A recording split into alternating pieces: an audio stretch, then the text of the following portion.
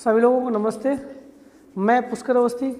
आज हम लोग एक अलग सा कॉन्सेप्ट पढ़ेंगे जिसका नाम है भाजक, भाज्य, भागफल और शेषफल के इस तरीके से सवाल आते हैं। आज हम लोग उसको देखेंगे। देखते हैं कैसे। देखिए, हमारे पास जब भाग का सवाल होता है किसी का, डिवाइड का, तो उसमें क्या होता है कि जो बीच वाला होता है इसको कहते हैं भाज्य, ठीक है ना, जिसमें भाग दिया जाता है। जिससे भाग दिया जाता है उसे कहते हैं भाजक। क्या कहते हैं? भाजक। और जो भाग निकलता है भाग देने से जो मिलता है हमें उसे कहते हैं भागफल। क्या कहते हैं? भागफल। और जो नीचे बचता है उसे कहते हैं शेषफल। याद रहेगा। अब समझिए इधर, भाजक को डिवाइजर कहते हैं इंग्लिश में, इसको कहते हैं डिवाइडेंड, इसको कहते हैं क्वांटेंट और इसको कहते हैं रिमाइंडर। सबको पता होगा। इससे एक फार्मूला निकलता है। क्या फार्मूला होता है? फार्मूला होता है भाज्य बराबर भाजक उड़ते भागफल प्लस शेषफल। एक और इससे फार्मूला निकल आता है, इसी से बन जाता है। एक होता है भाजक बराबर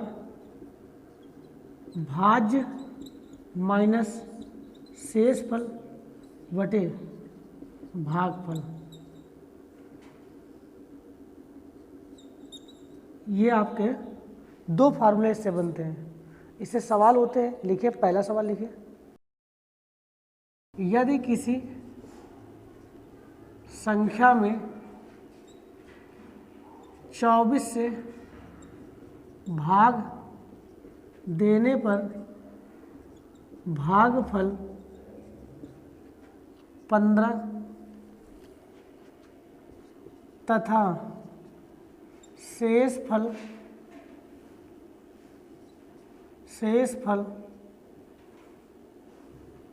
8 प्राप्त होता है, तो वह संख्या बताएं।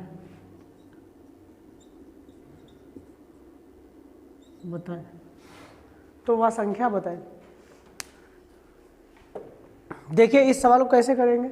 इसमें आप देख सकते हो, यदि किसी संख्या को 24 से भाग देने पर, तो भाग देने पर इसका मतलब ये क्या है? डिवाइजर। ये क्या है? भाजक। क्या है ये? भाजक।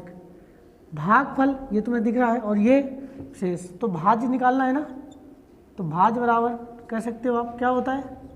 बोलो, कर सकते हो। तो क्या हो जाएगा? 24 गुणते 15 प्लस 8। हल कर लीजिए, आंसर हो जाएगा। हो जाएगा? समझ में आ गया? तो 15 चौको 60, 15 दूनी 30, 30 6 36 प्लस 8 368 शायद।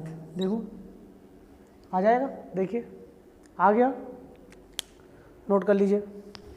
ये सवाल है। देखिए, 10,690 को किसी संख्या से भाग देने पर भागफल 73 तथा शेषफल 32 प्राप्त होता है, तो आपको भाजक ज्ञात करना। अभी हमने तुम्हें बताया कि भाजक बराबर, फार्मूला बताया था, क्या होता है?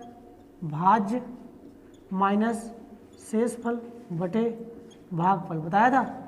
इसी में रख दीजिए आप उठा के। तो क्या करना है? भाज्य रखिए 10,690 माइनस शेष कितना शेष है? 32 और बटे 73। इसको हल कर लीजिए। जब हल करेंगे आप, कितना आएगा? 10,632 करिए तो ये हो जाएगा 8 में 2 गया कितने? 10 में 2 गया 8, और यहाँ 7 में, यहाँ 8, 8 में 3 गया 5। यही आएगा 73। इसको हल कर लीजिए, देखिए कितना आएगा। इसका आंसर आएगा, वो आएगा 146। कितना आएगा? 146। ये आपको घर में कर लीजिएगा, देख लीजिएगा, ठीक है। बस हमें समझाना ये था कि आपको इस तरीके से सवाल मिल जाए तो ऐसे कर सकते हो, ठीक है ना। चलते हैं नेक्स्ट सवाल। ये सवाल है, कैसे करेंगे इसको। दो संख्याओं का अंतर 1365 है। बड़ी संख्या को छोटी संख्या से भाग देने पर भागफल 6 तथा शेषफल 15 है, तो छोटी संख्या क्या है? तो आपको करना क्या है, एक स्ट्रक्चर बना लीजिए और यहाँ पर अंतर 1365 है, तो हम एक संख्या को x मान लें और एक संख्या को मान लें x प्लस 1365। 65। मेरी बात समझ रहे? इसको हमने बड़ी संख्या मान लिया और इसको छोटी। मेरी बात समझ में आ रही? ये चीज़ हमने मान ली, बड़ी संख्याओं को मान लिया x + 1365 और छोटी संख्या को x मान लिया। समझ में आ गया? अब छोटी दिया, यहाँ पर साफ साफ दिया गया छोटी संख्या से भाग देने पर, तो छोटी संख्या x है और भाग किस में दे रहा है? x + 1365। भागफल कितना आ रहा है? 6 और शेषफल कितना आ रहा है? 15। आप सब कुछ दिख रहा है सबको? भाज्य भी आ गया, भाजक भी आ गया, भागफल भी आ गया और शेषफल। तो आप फार्मूले में लगा दीजिए उसी में। कौन से फार्मूले में? भाज्य बराबर। तो क्या होता है भाज्य बराबर? तो हो जाएगा x + 1365। हो जाएगा कि नहीं? नहीं समझ में आ रहा? इसमें लिख लीजिए, चाहे एक फार्मूला होता है, अभी बताया है कि भाज्य बराबर भाजक गुणते भागफल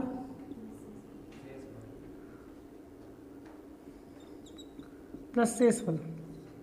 होता है कि नहीं होता? तो यहाँ पर आप इसी में रख दीजिए उठा के। तो क्या करेंगे? यहाँ हो जाएगा x + 1365 हो जाएगा और इस पर क्या हो जाएगा? इक्वल, ये हो जाएगा 6x + 15 हो जाएगा। 6x + 15 आ जाएगा। कर लीजिए, इसको हल कर लीजिए। जब हल करोगे तो इधर भी इसको भेजेंगे ना, तो ये हो जाएगा 5x इक्वल और ये हो जाएगा 5x बराबर 1350। देखिए जब ये 15 इधर जाएगा तो घट जाएगा ये, तो x बराबर 5 से इसको काट दीजिए तो 1350/5 कर लेंगे। 5 से ख़त्म हो जाएगा, 5 दूनी 10, 5 7 35। तो x की वैल्यू कितनी आ जाएगी? 270। तो यही तो छोटी संख्या है क्यों भाई? छोटी संख्या यही है, तो यही आपका आंसर है। ठीक है, मेरी बात समझ रहे हैं?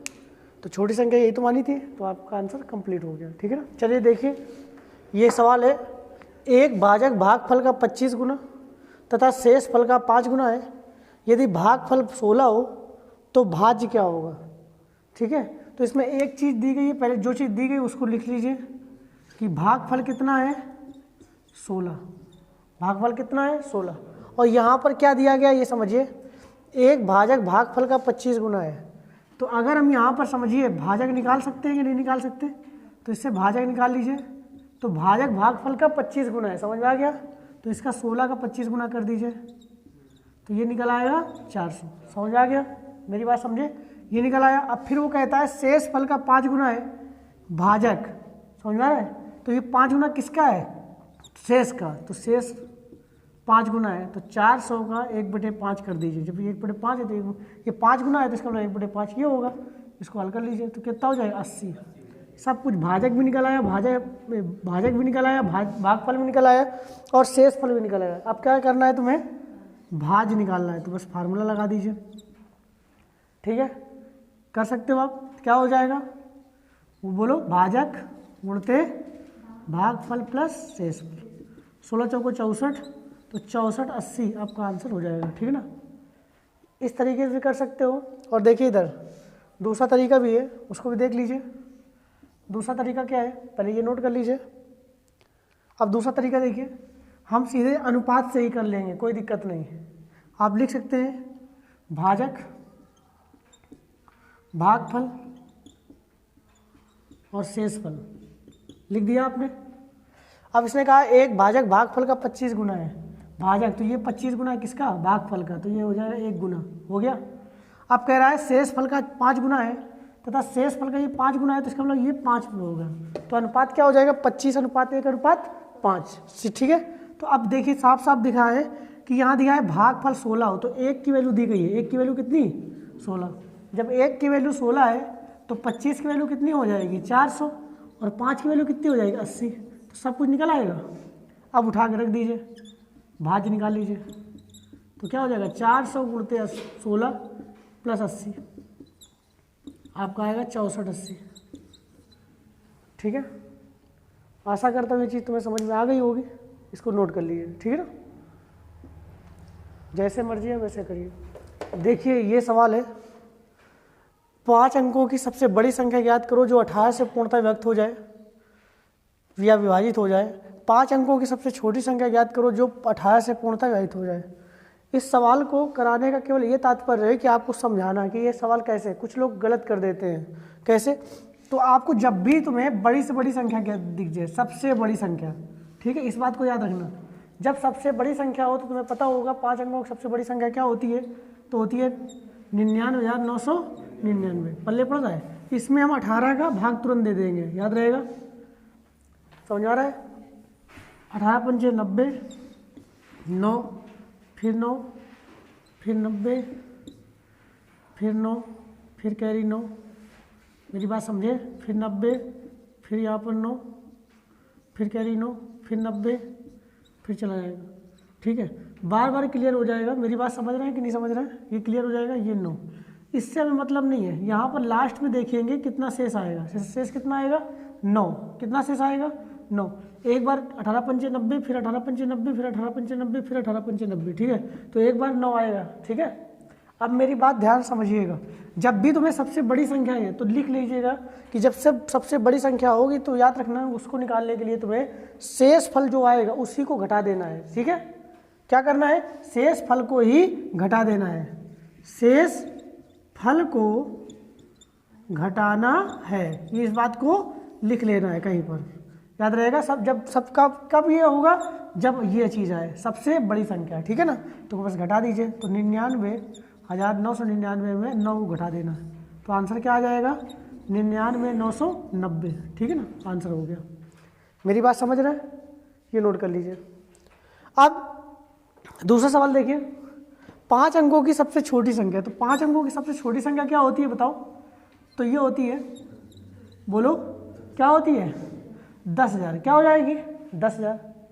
5 अंकों की सबसे छोटी संख्या कौन सी होगी? 10,000। और 10,000 में आप भाग दे दीजिए किसका? 18 का। तो 18 पंचे 90 फिर 10 फिर 0, 18 पंचे 90 फिर 10 फिर 0 फिर 18 पंचे 90 फिर 10। अब देखिए ध्यान से, जब भी सबसे छोटी संख्या पूछे तो आपको करना क्या है कि आप शेष फल को ना घटा देना। कई लोग शेष फल को ही घटा देते हैं, तो याद रखिएगा। अब तुम्हें जब छोटी संख्या, सबसे छोटी संख्या पूछे तो तुम्हें याद रखना उसमें जोड़ना है। तो 18 का भाग दे रहे हो, इसमें शेष कितना आ गया? 10। तो इसमें क्या है? यहाँ नहीं है। अगर इसमें 8 और होता तो हमारा काम बन जाता। तो इसमें जो जोड़ना है, अब हमें जोड़ना है, आगे चलना है तो हमें जोड़ना पड़ेगा। तो यहाँ पर 10 है, अगर यहाँ पर 8 और होता तो 18 से 18 हो जाता, तो कट जाता पूरा होता। तो यहाँ पर हमें आगे संख्या देखनी है, क्योंकि हमें जब सबसे छोटी संख्या दे दे तो याद रखना है, लिख लेना है कहीं पर।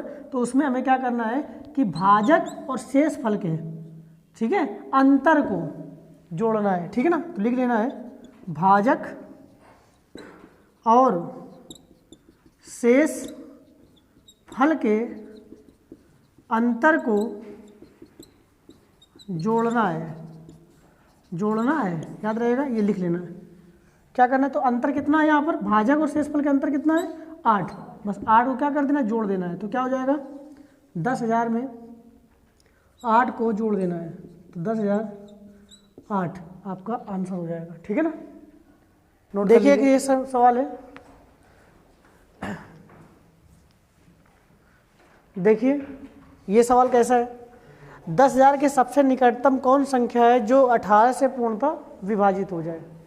ठीक है, तो यहाँ पर देखिए, अब यहाँ पर निकटतम की बात की गई, तो तुम्हें क्या करना है कि 10,000 में आपको भाग दे देना है किसका? 18 का, याद रहेगा। तो 18 पंचे 90, कितना आया? 10, 0, 18 पंचे 90, 10, 18 पंचे फिर 18 पंचे 90, 10 आ गया। अब ध्यान समझिए इस चीज़ को। देखिए, एक रास्ता आपके पास ये है कि 10 को घटा दीजिए, ठीक है, और एक रास्ता ये है कि 8 को जोड़ दीजिए। मेरी बात समझे? हमें क्या करना है? एक रास्ता ये है कि हमें 10 को घटा देना है, और एक रास्ता ये है कि 8 को जोड़ देना है। तो याद रखना, जो रास्ता कम है, याद रहेगा, जो रास्ता कम हो उसको चुनना है। तो क्या कम है? ये कम है। देखिए, भाजक और शेषफल का अंतर कम है या शेषफल कम है? बताइए क्या कम है? तो क्या कम है? क्या कम होगा? 8। तो 8 ये वाला कम है। ये अगर ये कम होता तो इसको ले लेते फिर। ठीक है, तो आपने समीपतम की जब बात करें तो याद रखना, जो कम हो उसको उठाएंगे आप। तो क्या कम है यहाँ पर? 8 कम है, तो उठा लीजिए। तो क्या आ जाएगा आंसर? 10,008 आपका आंसर हो जाएगा। सबसे समीपतम 10,008 आएगा, याद रहेगा। या फिर आप देख सकते हो, इधर समझ लीजिए, थोड़ा सा क्लियर कर लीजिए। अगर यहाँ पर अगर एक संख्या अगर नहीं है, देखिए इधर समझिए इस बात को, अगर कोई संख्या सवाल है, मेरी बात समझो, जैसे हम भाग देते हैं 4 का हम 15 में भाग देते हैं, तो 4 3 12, तो यहाँ 3 आया। तो या फिर एक रास्ता देखिए इधर 15 के समीपतम, या फिर हम 3 को घटा दें तो ये मिल जाएगा 12, और या फिर हम यहाँ पर 1 को जोड़ दें तो क्या हो जाएगा 16। तो सबसे समीपतम वो पूछा है, तो बताओ रास्ता कौन सा है? इसमें अंतर है 3 का और इसमें अंतर है केवल 1 का, तो कौन सा चुनना है तुम्हें? ये वाला, ठीक है। इसी तरीके से ये याद रहेगा, मेरी बात समझ रहे हैं? तो इसको कर लीजिएगा आप, ठीक है ना, नोट कर लीजिए। और अगर देखिए ध्यान समझना, अगर एक रास्ता ये भी तो है 10,000 में हम 10 को घटा दें, कुछ लोग कह सकते हैं, तो यहाँ पर क्या होगा 10,000 में यहाँ पर एक घटा दें, तो जब घटाइए तो क्या आ जाएगा, हो जाएगा तो यह हो जाएगा 99 90। तो आप देख सकते हो कि 10,000 के समीपतम ये संख्या है या ये संख्या है। तो आप देखिए इसको जब करने पर इसमें 10 को हमें क्या करना पड़ रहा है, घटाना पड़ रहा है, और इसमें केवल 8 को जोड़ना पड़ रहा है। तो कौन सा पास था, तो कौन सा पास वाला, ये वाला उठा लें। और अगर ये वाला कम होता तो इसको ले लेते, ठीक है ना। तो आशा करता हूँ ये चीज़ तुम्हें समझ में आ गई होगी। आज के लिए बस इतना ही। Thank you very much, have a nice time. अगर ये वीडियो पसंद आए तो प्लीज़ इसको शेयर करिए और सब्सक्राइब करिए। Thank you very much.